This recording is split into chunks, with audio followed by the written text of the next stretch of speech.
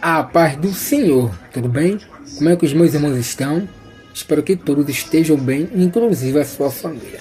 Eu deixo a paz em nome da minha família para aqueles que me seguem tanto no canal do YouTube como no Instagram, tá bom? Que Deus abençoe a todos em nome de Jesus.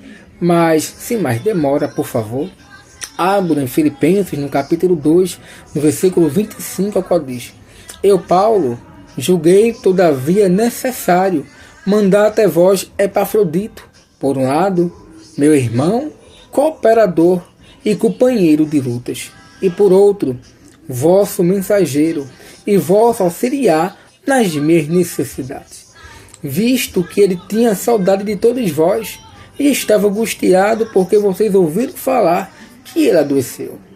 De fato, ele adoeceu quase mortalmente, mas Deus se compadeceu dele, e não somente dele, mas também de mim, para que eu não tivesse tristeza sobre tristeza.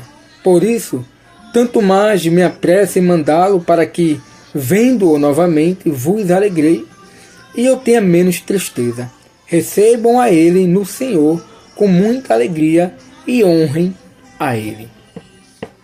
Eu quero falar sobre Epafrodito. Quem foi esse homem, irmão?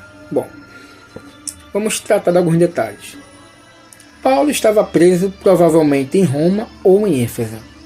Para chegar até Roma demoraria um mês. Para chegar até Éfeso demoraria 2 semanas. Epafrodito foi um homem ao qual a igreja de Filipenses designou para levar uma oferta como cheiro suave para suprir as necessidades do apóstolo Paulo. Lembrando, se fosse em Roma prisão, um mês. Se fosse em Éfeso, 14 dias. Tanto um mês como 14 dias, imagina um homem percorrendo esse tempo para levar uma oferta como cheiro suave para suprir a necessidade de um preso, de um detido, irmão. Paulo estava no corredor da morte. Como é que alguém sai do seu conforto, do seu lar, do seu descanso, do meio da sua família, da sua parentela, para ir para o outro lado correndo o risco de morte? Morte por apedrejamento, envenenamento, pela espada, pela flecha, pelo naufrágio, pela fome, pela escassez, morte pelas feras. Porém, Epafrodito, por amor à obra, correu esse risco, irmão. Que homem foi esse? Veja só. O texto diz que ele quase morreu. Irmão, quantos nos dias de hoje está disposto a colocar a própria vida em risco por amor à obra ou por amor a um irmão? Deixa eu fazer uma pergunta. Paulo estava no corredor da morte. Se fosse eu, será que você iria? Deixa eu ir mais além. Se fosse você no corredor da morte por amor à obra, será que alguém iria correr o risco de vida para ir te visitar e levar suprimentos para saciar as tuas necessidades? Veja que coração esse homem tem, irmão.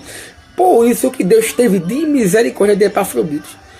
Mateus capítulo 10, no versículo 42 diz: E qualquer um que tiver dado só que seja um copo de água fria a um daqueles que são ou que foram meus discípulos, de maneira nenhuma perderá o seu galardão. Irmão, tudo aquilo que colocamos nas mãos de Deus, ninguém pode arrebatar, irmão.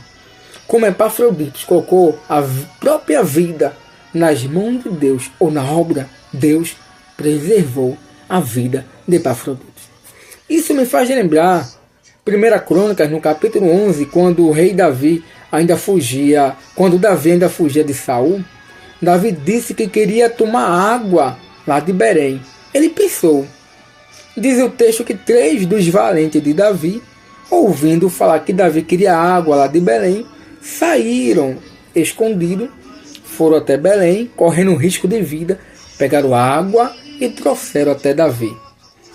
Quando Davi viu a água e soube que era de Belém, ele lançou fora aquela água porque ele entendeu que ela custaria sangue.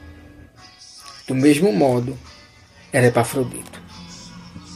A obra dele custaria o próprio sangue, irmão. Mas isso é um coração missionário. Isso é amor à obra. Nós, brasileiros, a igreja brasileira, a igreja pernambucana, a igreja de Jaboatão, carece de homens com o mesmo caráter de Epafroditos, sem vaidade, sem orgulho, sem soberba. Amém? Que nós venhamos imitá-lo em nome de Jesus. Fique todos com a paz. Compartilhe essa mensagem com os outros. Que Deus vos abençoe. Amém?